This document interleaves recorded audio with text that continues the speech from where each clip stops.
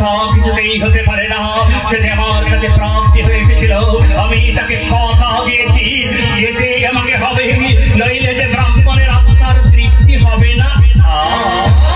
পৃথিবীর কাছে আপনি মিথ্যাবাদী হয়ে যাবেন মহারাজ। বলো সাইফা, তুমি কি চাও আমি সত্য ভ্রষ্ট হয়ে এই জগতের কাছে মিথ্যাবাদী সাজি? না না মহারাজ, তা আমি চাই না মহারাজ।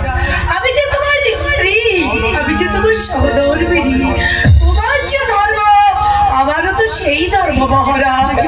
আমি কি তোমার সত্য ধর্ম পালনে বাধা দিতে পারি মহারাজ? চমৎকার, এই তো চাই, এই তো সহধর্মিনীর উপযুক্ত। মহারাজ, সেই নিমন্ত্রণকে কেন্দ্র করে আপনার যদি কোনো বিপদ আসে, বুকে ধারণ করে সেই বিপদ তিনি হাসি মুখে